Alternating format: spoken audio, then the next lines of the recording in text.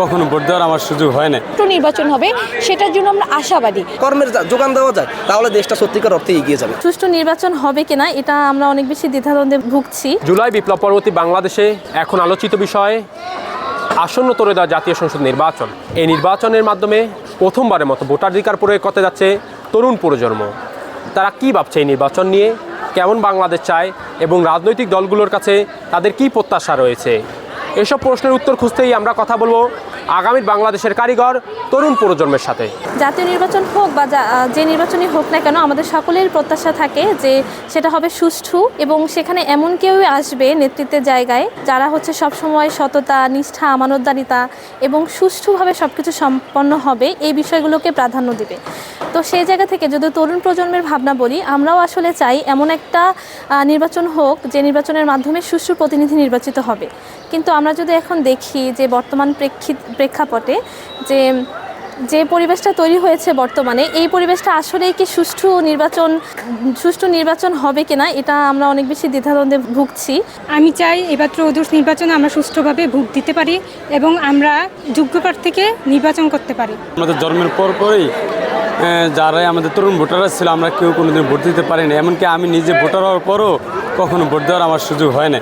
তো এবছর অবশ্যই একটা সুযোগ আসছে, তবে সুযোগটা খুবই সুন্দর ছিল। তবে দুঃখের সাথে বলতে হয় যে আমরা নির্বাচন কমিশনের কাছে যেরকম একটা আমাদের আশা প্রত্যাশা ছিল, সেই জায়গাটা আসলে নির্বাচন কমিশন আমাদের পরিপূর্ণ প্রত্যাশা দিতে পারে না। আমি এবছর হচ্ছে একজন নতুন ভোটার, তো আমি চাই যে আমাদের আসন্ন যে নির্বাচন ওইখানে একজন যোগ্য প্রার্থী আসুক, যে প্রার্থী হচ্ছে আমাদের বাংলাদেশের সমস্যাগুলো রয়েছে, যেমন বাংলাদেশে অনেক সমস্যা রয়েছে, যেমন আইন শৃঙ্খলাতে বেশি জোরদার দেওয়া উচিত, আমাদের স্বাস্থ্য খাতে খাদ্যের ভেজাল, এই সমস্যাগুলোতে যাতে সমাধান করে। আবার এই যে কালকে আমরা একটা নিউজ দেখলাম যে শেরপুরে হচ্ছে বিএমপি আর জামায়াতের সংঘর্ষে একজন নিহত হয়েছে, তো এই সমস্যাগুলো যাতে পরবর্তীতে না হয় এই প্রত্যাশা আমরা নতুন প্রার্থীদের কাছে করি। তো পরবর্তী সরকার, পরবর্তী রাষ্ট্রের যারা নীতি নির্ধারক থাকবে তাদের কাছে আমার যে প্রত্যাশাটা থাকবে, আমার মতো তরুণদের যে প্রত্যাশা থাকবে যে ছিন্নমূল মানুষদেরকে যদি দক্ষ জনসম্পদে রূপান্তরিত করা যায়, তাদের তিন বেলার যে বেসিক নিডটা তাদেরকে যদি খাবারটা দেওয়া যায়, তিন বেলা খাবারের হাটটার জায়গাটা করা যায়, তাদেরকে যদি একটি কাজের প্রতি নিয়ে আসা যায় বা কর্মের যোগান দেওয়া যায়, তাহলে দেশটা সত্যিকার অর্থে এগিয়ে যাবে। এই থাকবে আমার রাজনৈতিক দলগুলোর কাছে প্রত্যাশা। তরুণ প্রজন্ম আসলে এই নির্বাচনটাকে কীরকম দেখতে চাই? আপনারা জানেন যে গত 17 বছর আমরা একটা একপাক্ষিক নির্বাচন দেখে এসেছি এবং বর্তমানে নির্বাচনের আগেও বেশ কিছু গুণ এবং খুন হয়েছে এবং একই সাথে নারীদের হেনস্থা বা বিভিন্ন ধরনের একটা পরিস্থিতির সৃষ্টি হয়ে যাচ্ছে।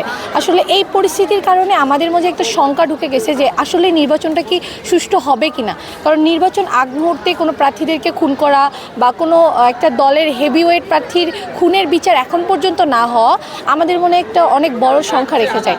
তো আমরা আসলে এই নির্বাচন নিয়ে অনেক বেশি শঙ্কিত এবং একই সাথে আমরা এই নির্বাচনটাকে একটা সুষ্ঠু নির্বাচন হবে সেটার জন্য আমরা আশাবাদী।